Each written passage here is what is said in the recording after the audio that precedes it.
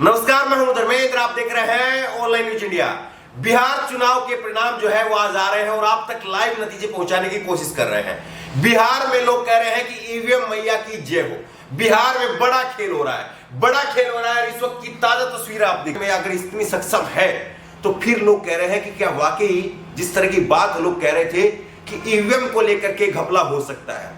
और कल रात को भी हमने आपको वीडियो दिखाई थी जिसमें जेडीयू आरजेडी की तरफ से जो है वो वीडियो पोस्ट की गई थी और वहां पर बैलेट पेपर और पोस्टल पेपर से लदी हुई गाड़ियां जो है वो बगैर अनुमति के स्ट्रॉन्ग रूम के अंदर घुस रही थी।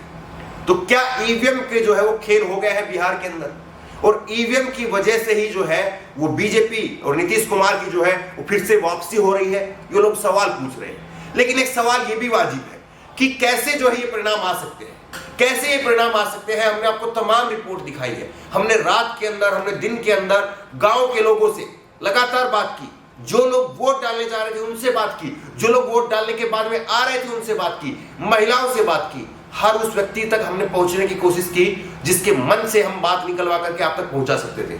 और लोग क्या कह रहे थे? लोग सीधे सीधे जो है वो नीतीश कुमार को नकार रहे थे। लोग गालियां दे रहे थे और हमें उनको बंद करवाना पड़ता था। हमें कहना पड़ता था कि आप गालियां मत दीजिए।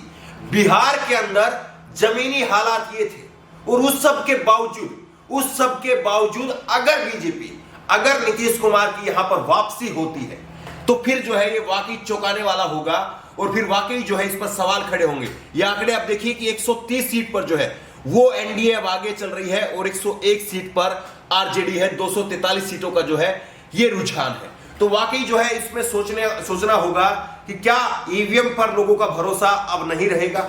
जिस तरह से लोग लगातार कह रहे थे कि एक तरफा यहां पर माहौल है और हम लगातार लोगों से पूछ रहे थे, जो तेजस्वी यादव की रैलियों में जो भीड़ आ रही थी, हमने वहां पर बाकायदा लोगों से कुरेद करके सवाल पूछे थे। हमने कहा था कि आप क्या केवल हेलीकॉप्टर देखने के लिए आ रहे हैं या वोट भी डालेंगे? और लोगों ने जो कुछ कहा वो आपके सामने था। और उस सब के बावजूद अगर ये नतीजे आ रहे हैं तो वाकई जो है वो सवाल तो लोगों के मन के अंदर पैदा होगा ही होगा कि क्या वाकई ईवीएम के अंदर धांधलीबाजी होती है। ये सवाल तो लोगों के मन के अंदर पैदा जरूर होगा। सवाल ये जरूर पूछा जाना चाहिए कि जब लोगों के अंदर नीतीश कुमार के खिलाफ इतना भयंकर आक्रोश था, लोगों के अंदर इतना गुस्सा था, उसके बावजूद कैसे नीतीश कुमार जो है इतनी अच्छी परफॉर्मेंस दे सकते हैं? उसके बावजूद जो है वो बीजेपी 71 सीटों पर कैसे आ सकती है? जबकि बात क्या हो रही थी? लगातार तेजस्वी यादव की तरफ से बात की जा रही थी 10 लाख नौकरियों की, और हर कोई कह रहा था कि नहीं, एक बार तेजस्वी को मौका देखते हैं। और तेजस्वी अगर 10 लाख नहीं भी देगा तो कम से कम 8 लाख, 7 लाख, 6 लाख, 5 लाख तो जरूर मिलेंगी। वहीं पर बीजेपी के अगर 19 लाख की बात थी तो कहते थे कि 2 करोड़ लोगों का भी इन्होंने वादा किया था, दावा किया था, उसका क्या हुआ? लोग ये बातें जो है वो जमीनी स्तर पर कह रहे थे। लेकिन अब जो हालात दिखाई दे रहे हैं, ऐसा लग रहा है कि बेरोजगारी पर अब जो बात करेगा वो हार जाएगा, मंदिर मस्जिद की जो बात करेगा वो जीत जाएगा, जो गाली देगा वो जीत जाएगा। गाली की बात जिस तरह से नीतीश कुमार ने अपनी रैली के दौरान जो है कही कि आप जाकर के अपने माँ बाप से पूछिए, इस तरह की भाषा जो है क्या मुख्यमंत्री इस पद पर बैठे किसी व्यक्ति से उम्मीद की जा सकती है वो इस तरह की भाषा का इस्तेमाल करे? और अगर मान लीजिए कि अगर यही नतीजे जो है वो सच में जो है वो जीत में तब्दील हो जाते हैं और यही नतीजे रहते हैं आखिरी तक और बीजेपी की, एनडीए की, नीतीश कुमार की सरकार बन जाती है, तो मैं तो लोगों से ये कहूंगा, बिहार के लोगों से, कि शाम 5 बजे जैसे ये डिक्लेयर कर दिया जाए कि जीत गई है बीजेपी, नीतीश कुमार फिर से मुख्यमंत्री बन रहे हैं, सब लोगों को, बिहार के लोगों को जो है वो बीजेपी के और जो जेडीयू का जो दफ्तर है उसके बाहर जाकर के लाइन लगा लेनी चाहिए और लाइन लगा करके बाकायदा जो है वो वैक्सीन की डिमांड करनी चाहिए। क्योंकि इन्होंने कहा था कि हम जीते तो फ्री में वैक्सीन बांटेंगे।